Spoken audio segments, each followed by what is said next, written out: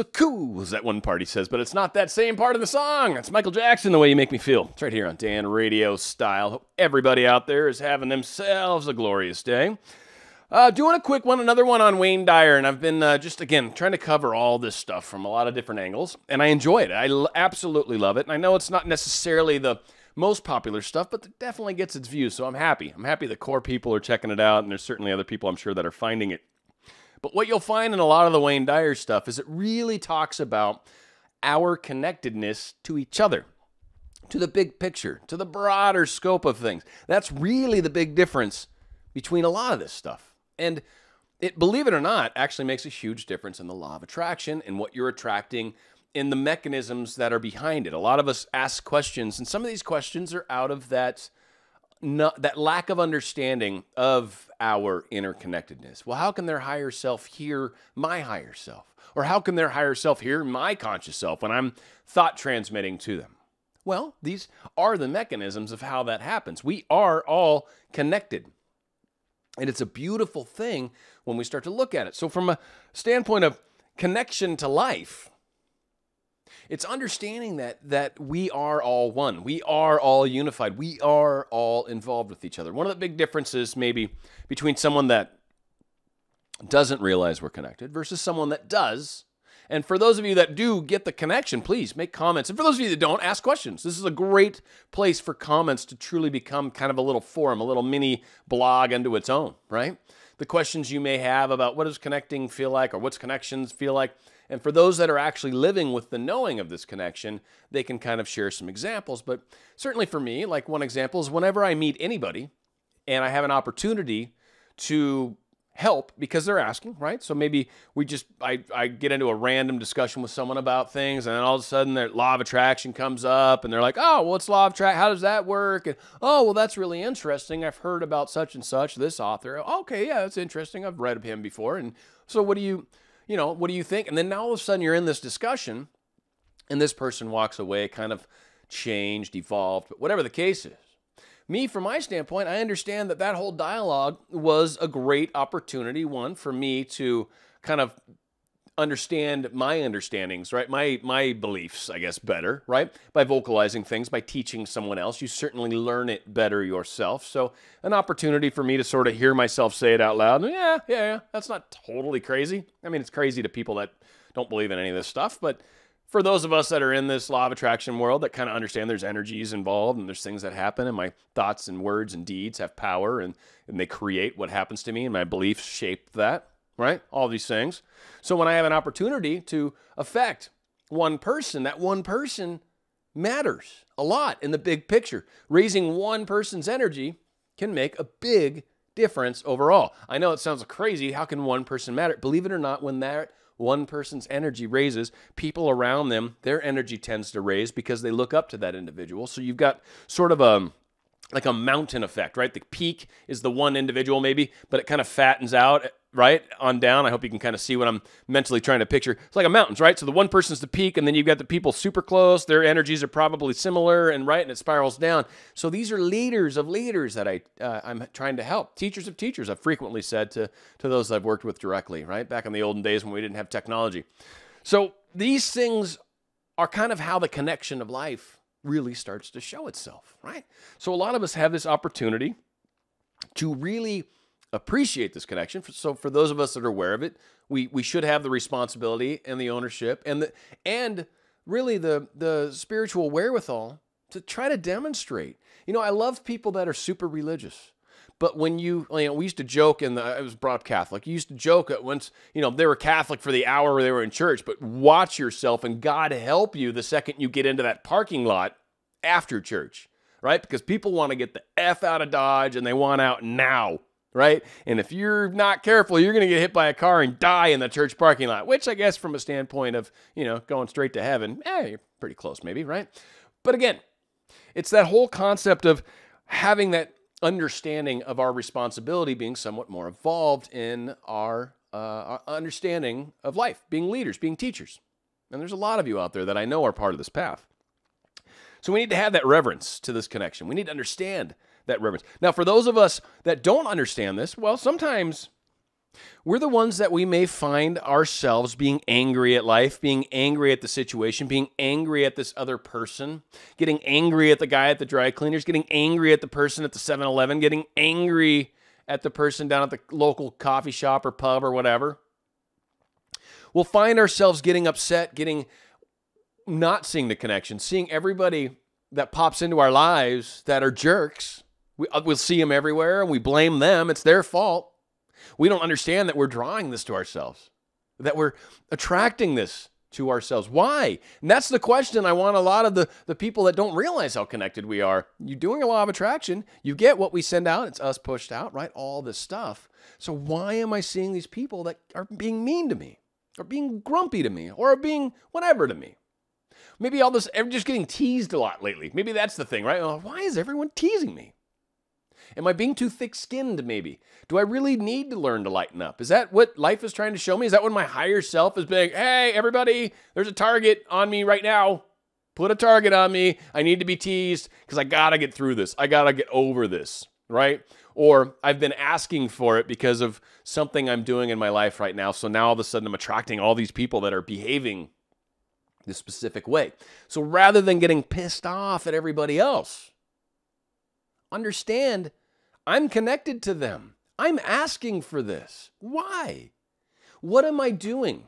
What is it about me right now that needs this? What is it? Because odds are when you point your finger, I love saying this, it's one of my favorite phrases because it's so true. When you point your finger, there's 3 fingers pointing back at you. 3. So yeah, it's you. Really? You got 3 fingers pointing back at you. No, it's us pushed out.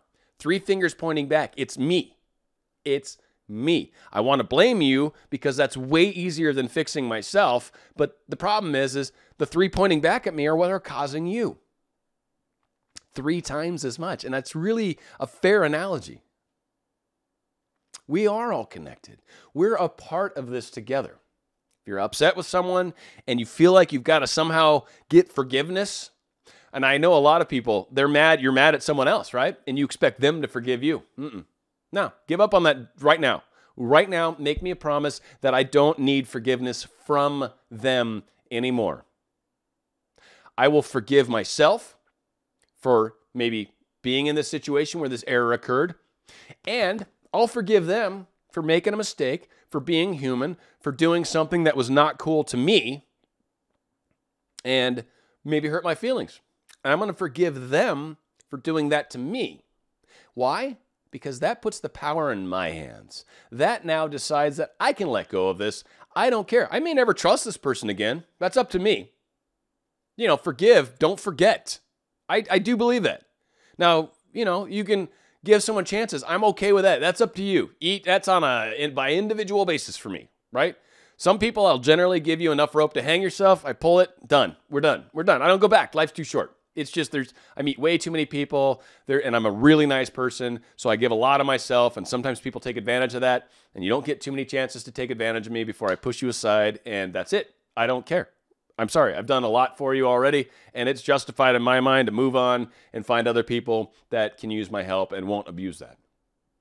So it's a loving thing, and it always is that way. But again, love yourself. We talk about that frequently. Don't let people just walk on you. Again, the connections. We are so connected. What it is I need right now is what I'm attracting to me right now. Kind of similar. I use this analogy in my little note here, and I think it's a good analogy, so I'm going to run with it right now.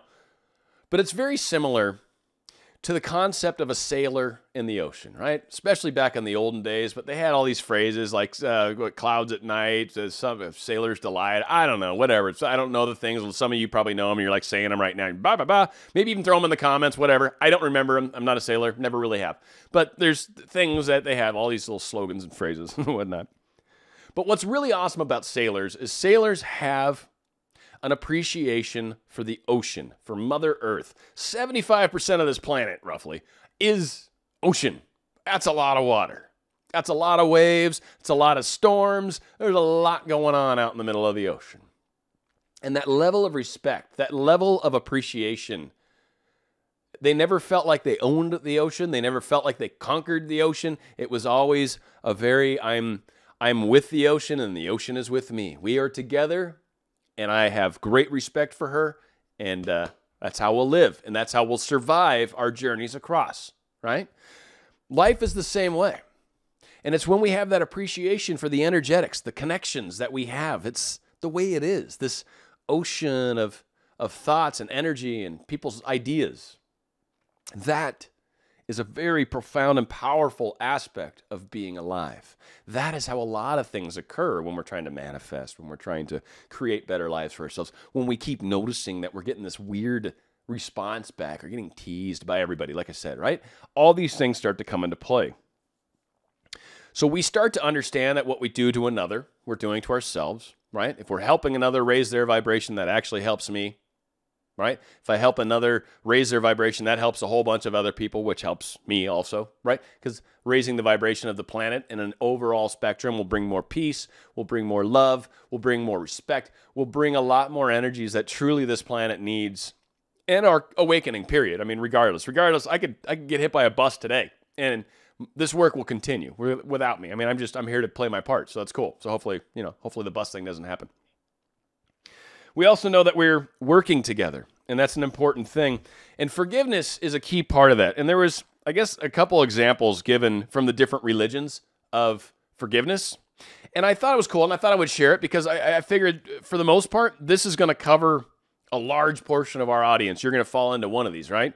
So Judaism. The most beautiful thing a man can do is forgive wrong. In Christianity, then Peter came up and said unto him, Lord, how often shall my brother sin against me, and I forgive him? As many as 7 times? Jesus said to him, I do not say to you 7 times, but 70 times 7. In Islam, forgive thy servant 70 times a day. In Sikhism, I think I'm saying that right, where there is forgiveness, there is God himself. In Taoism, I should say, recompense injury with kindness. Buddhism, never is hate diminished by hatred. It is only diminished by love.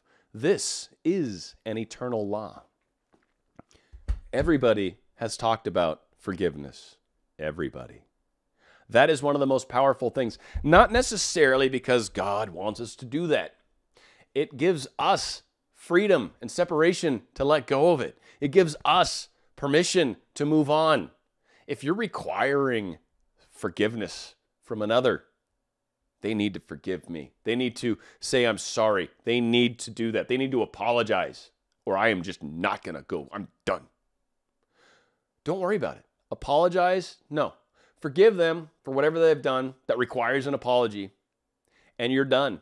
You've controlled it. Power's in your hands. Now it doesn't require them to do something. Now they don't need to change. You have. And in that interconnectedness, you'll actually find that the problem between you and that person diminishes the second you forgive them. It's very interesting how connected we all are. Hopefully this makes sense. Going out with a great song by Jason Drunvalo, and I guess it's featuring French Montana. The song is called Tiptoe. It's right here on Dan Radio Style. Hold tight when you tiptoe. Say something when you tiptoe. No brakes when you push that back. Left, right, do it just like that. Hold tight when you tiptoe.